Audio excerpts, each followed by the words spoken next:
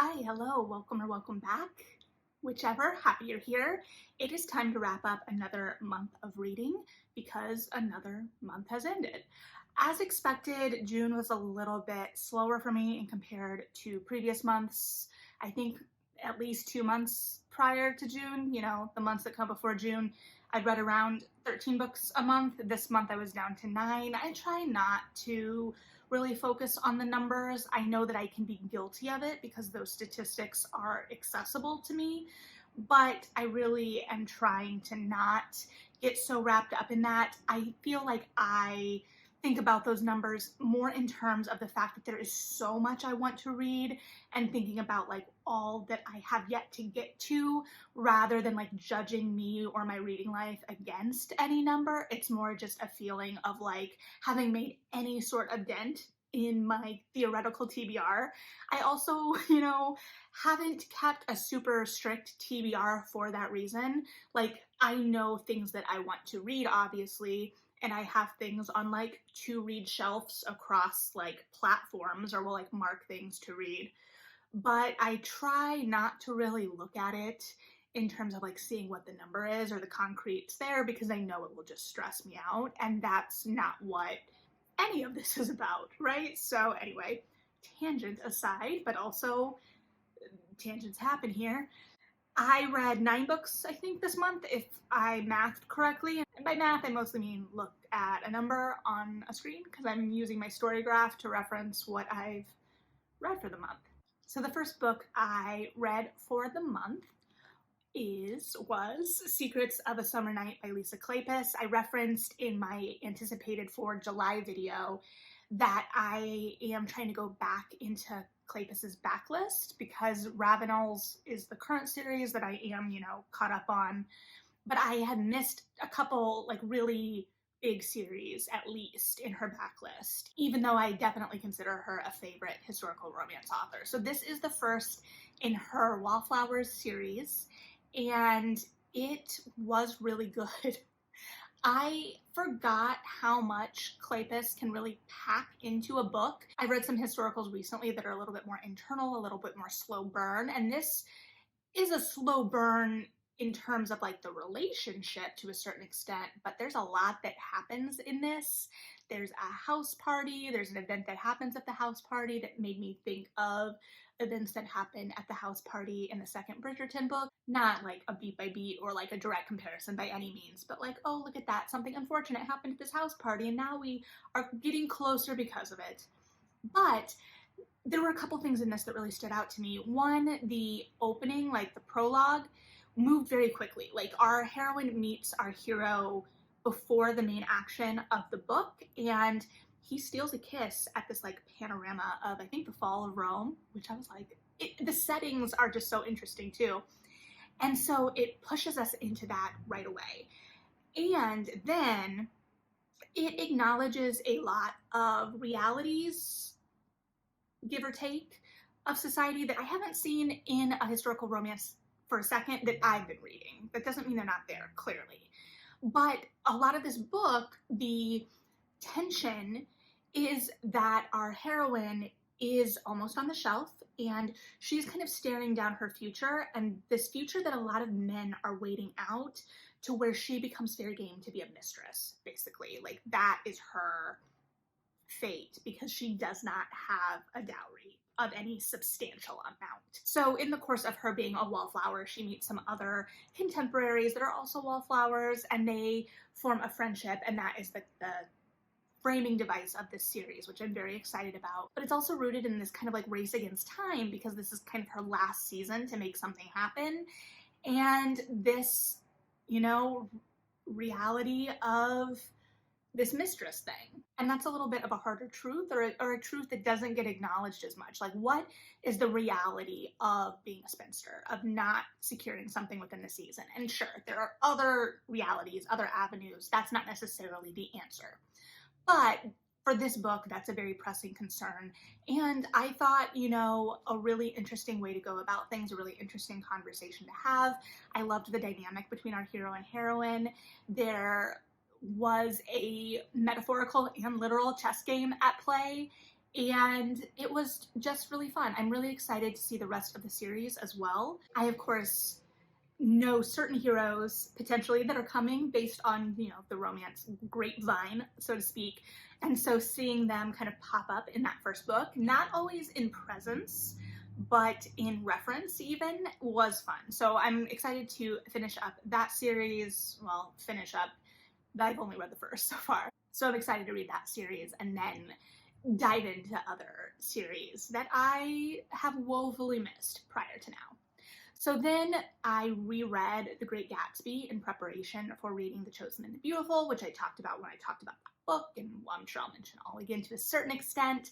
But this was the first time I have read Gatsby since high school, and I read Gatsby in high school, but I did not study Gatsby in high school. We actually didn't read any novels in my AP American Lit class, which the more I think about as an adult, it makes me really angry because there's so much we could have read. So I didn't read Gatsby in a setting like we had Socratic seminars for our English classes, or at least the English classes I was in.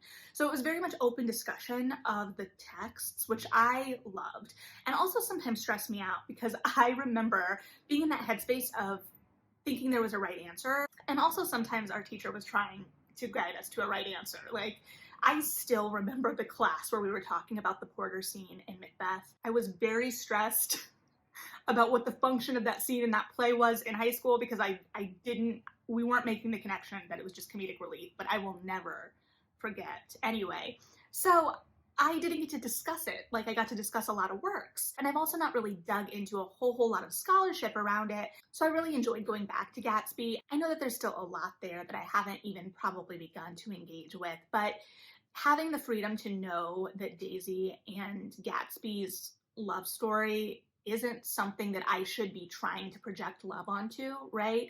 I think in the cultural consciousness, I had this idea as a teen that this was supposed to be a love story, or I was supposed to be rooting for the love story between the two of them, which, right? But at the time, I didn't know any better because we weren't talking about it in class. So coming back with a little bit more distance and be like, no, was really nice. And then to be able to read it in comparison with The Chosen and the Beautiful, and comparison isn't the right word, in conversation, like how the texts talk to each other, because I really, really loved this book. And I think it had so many engaging things to say with the original text, because the original text is from Nick's point of view. And at the time, I was reading a lot of classics, and I was used to that third-party narrator that's a little bit removed from the action, right? That wasn't abnormal to me. But I wasn't really thinking about him as a character either, I don't think. And this time I got to find a lot of joy in him as a character and as a narrator. And then I got to find a lot of joy in seeing things through Jordan's eyes, and then also seeing Nick through Jordan's eyes, and seeing Jordan as a wholly new, in a lot of ways, character while still feeling very true to who she was in the book. And seeing Daisy and Tom through those eyes, and seeing Gatsby through those eyes. And of course, I loved the magical elements on top of everything. I loved how well the setting served the world that was built here. And sure, the world was built around that to a certain extent. Like, I'm sure that was an impetus for a lot of things. But I really adored this. And like I said in my Chosen and the Beautiful video, it doesn't feel like Vo is trying to mimic Fitzgerald's language. It doesn't feel like we're trying to copy anything there. Define the word with the word, Melody. But it feels like the language in this is a really nice complement. It is still pared down to a certain extent. I think this is longer than Gatsby, but it doesn't feel like it is sitting too long in anything, but it also doesn't feel like it's rushing us through. It doesn't feel too staccato. It does feel a little bit more languid, but I thought that the use of language in both neither felt like it was trying to be a direct copy, nor did it feel like it was fighting with the source material in terms of voice. So the voice really stands on its own and is really beautiful. I really, really loved the voice in this one, but also serves and complements the source material. So I don't know, it's one of the best retellings in recent memory that I've come across.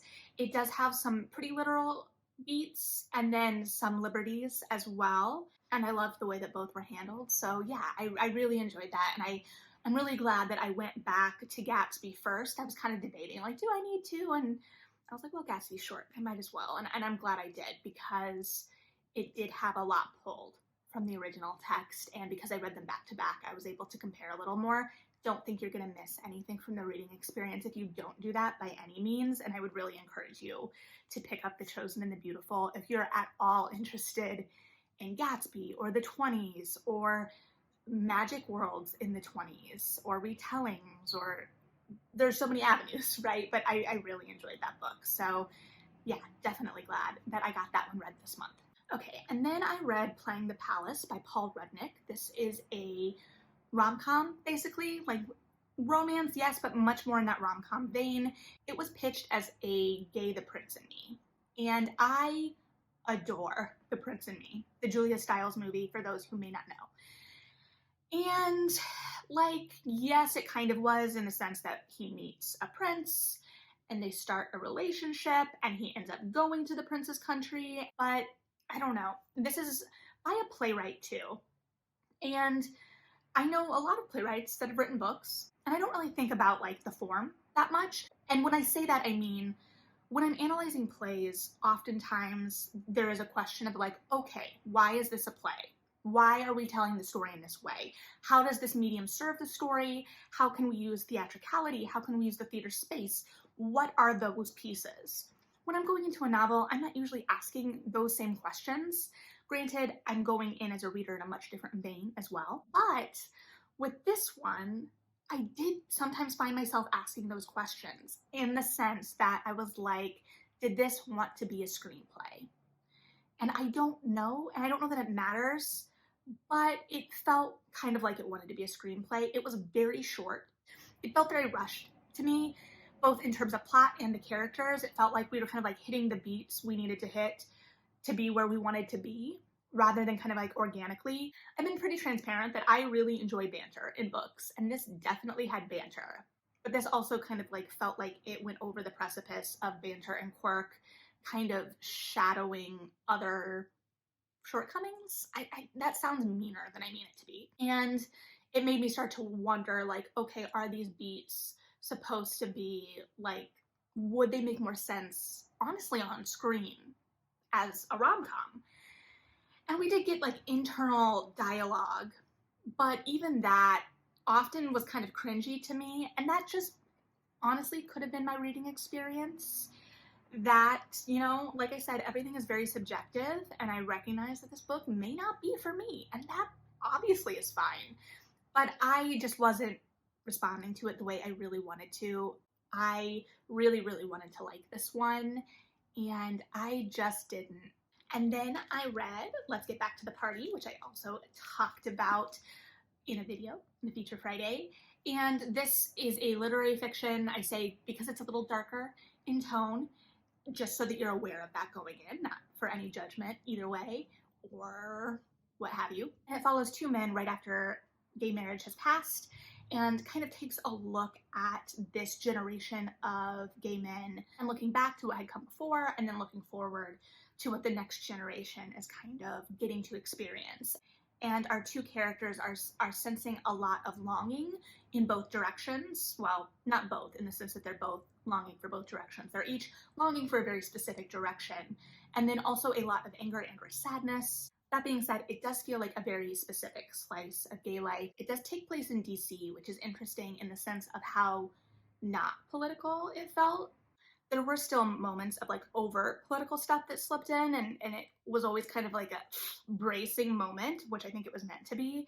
But it was also interesting to see that kind of juxtaposition. You've got this very political place, setting, DC, and then the prose is focused on the personal.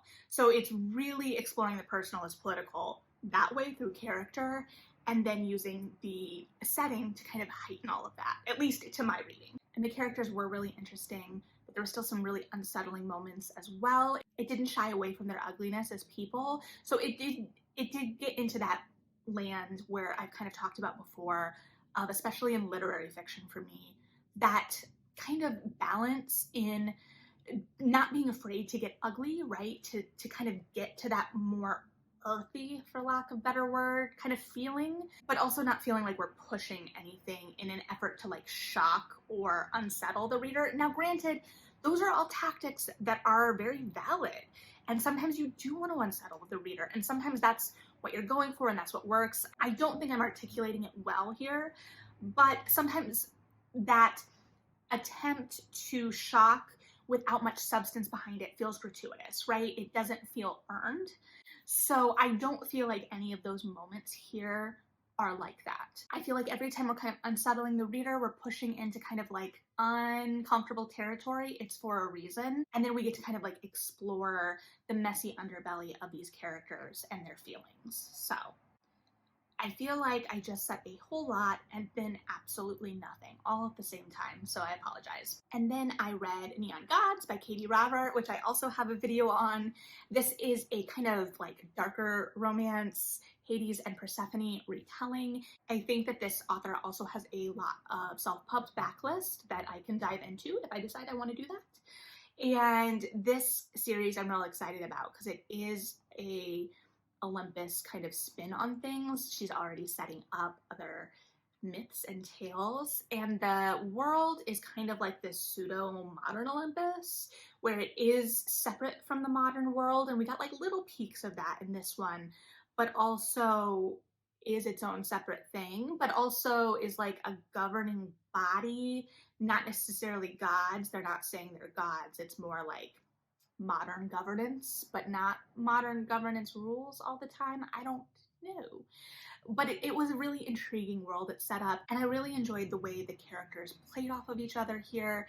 As I said in my video about this book, it really managed to have a conversation with the original myth and the issues of consent in the original myth without being like, now let's talk about the issues of consent in Hades and Persephone. Rather, the romantic world it explores a lot of issues of consent. And so I think that the way all of that was done was really smart.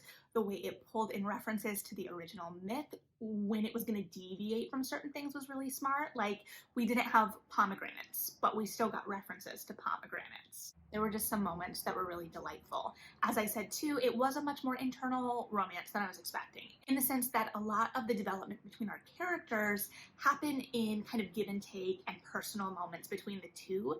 There is a lot of like really intricate character work that goes into the intimate scenes in this, and there is a lot that is forwarded just through these two interacting, which is really impressive. That's not saying that there's not action around them. It just, the more I think about it, maybe their personal interactions just kind of overshadow everything because it's so strong. It was a really engaging read. It was a really sexy read. I really enjoyed it, and I'm really excited to see where the rest of this series goes, especially based on where we're going next. So I will definitely be keeping up with that one. And then, for my romance book club, we read The Witness by Nora Roberts. This is actually, I think, only my second Nora Roberts. I've also read High Noon, which I bought for $1 at a Barnes & Noble at some point. And I read one of her Christmas collections because my aunt got it for me for Christmas one year, and I read it on Christmas. I'm trying to think if I've read any others. I don't know. We don't need to sit here and do this. I know I haven't read any of the J.D. Robb books. I know my aunt loves, or a different aunt, loves the J.D. Robb books. So in our romance book club, we're like, well, we need to read a Nora Roberts. And we were looking for something that had a little bit more action because everyone responded really well to the Alyssa Cole, and that had a spy plot line. So people were like, what else would give us similar like action vibes? So we did this one. And it starts in Chicago. A lot of us are based in Chicago. So it like starts with like the mob in Chicago. And some people really enjoyed the mob plot line. I was much more team small town comeuppance. Comeuppance? You know what I mean. Once we got there. So this involves like a young woman on the run from the mob, settles in a small town like 12 years after she starts running from the mob. And she's very isolated and purposefully isolated. And so she settles in this small town, and then the chief of police shows up and then just kind of keeps coming around. And then all of a sudden, are they in a relationship? You know, it is a romance. So I don't know, it was interesting, and it was nice like to dive into a Nora Roberts because the book looks thick, but it moves so quickly. Like, it reads very quickly. The font is big. The action keeps things going. Nora Roberts knows how to keep the story going. So even though when I was done, there were some moments where I was like, I don't know how I feel about that. It felt a little rushed at the end, but also it's just kind of fun to go on the ride. It made me think a lot of like the Jane Ann Krentz books I loved during the mid 2000s. I did find myself reading this as if it was the mid 2000s, even though this was published in like 2012, and I think the modern stuff was set in 2012. It was a really good discussion too. We had a lot to dig into. We didn't love all of it, and we had a lot to kind of like yell about, but we all also enjoyed our reading experience and really enjoyed having read it. So yeah, we all agreed we wouldn't be averse to reading some more from Nora Roberts. And then I read Somebody's Daughter by Ashley C. Ford, her memoir that just came out in June. And as I said, this is a really engaging, deep, nuanced memoir that offers a lot of insight and grace and just maturity to the way it explores relationships and emotion and people while still writing with such a wonder. And the way Ashley is able to kind of place herself in these ages is just so good. And it does deal with some deep and heavy topics and events. And there's just also a lot of gravitas to what she's saying and a lot of truth. It's just wonderful. And I can't wait to see what she continues to do with the rest of her career. And as a former Cardinal myself, I am really, really rooting her on. So if you were looking for a memoir that is just gorgeously written and really insightful, and also it's not long. Like, I took a while with it because I needed to sit with the language and I needed to sit and let those moments breathe, because it's not dense, it's not overwritten, it's not overwrought in any way, but the language is also so searing and tight, and there is a lot packed into a little space. So you can move through it very, very quickly, and you can also just kind of sit with that for a while. And this was a month where I was clearly just sitting with things a little bit more in general anyway. Okay, and then lastly, I read volume 3 of the Backstagers, which is a young adult graphic novel series, kind of like similar. If you like Lumberjanes, I think you would really enjoy this. I love these, and I'm not caught up by any means, clearly by the fact that I just picked up volume 3, because it's about techies in theater. And so it's set in a high school theater program, and like in the first volume we get a new kid and we get to explore like the backstagers. They're the backstagers. There are also mystical, magical things going on, and as a theater person, I obviously have a lot of friends both on stage and off stage, but I love this for exploring and giving like a lead story to the techies and how they kind of get overlooked, and then they have all of these magical adventures and how they really run and save the show, because they do. There was a joke in this one where it talked about the stage manager's secret internet, and I was like, I believe that the stage managers would have a secret internet. Like, I do believe that. This volume was a little like, I'm not sure about, because it was all like holiday themed issues. So it was like Valentine's Day and Halloween, which is like two very opposite sides of the spectrum, but nothing was like really tied together. They were kind of like one-off stories, and there wasn't like a larger narrative to the volume. And even some of the stories like were cute, but some of them didn't feel like they had as much substance as others. But I still really enjoyed it. I really enjoy that world. And I just love that there is a graphic novel series that celebrates the techies. So if you like Lumberjanes and haven't picked up Backstagers, definitely pick that up. If you just like theater, definitely pick that up. They're a lot of fun, and I definitely need to catch up on that. But yeah, that is what I read in June. It was still a really good month in terms of I read books that I really enjoyed. Yes, a few less than the previous months, a few less than I hoped, in the sense especially that June had a lot of releases, and I didn't get to nearly the releases in June that I had hoped to. But you know, they'll be waiting for me. I know that. So what did you read in June? What were some of your favorite reads in June? Maybe you read some of the things in June that I was looking forward to and haven't yet gotten to, and you can report back on those. So yeah, let me know what you've read and really enjoyed. Let me know if you've read any of these books and what you thought of them. Just, you know, bookish thoughts, the usual. But otherwise, thank you for hanging out. Really appreciate it. If you want to continue to hang out and hear my babbles, consider subscribing. But also, you know how to YouTube, so you do you. So have a good one, read something good, and yeah.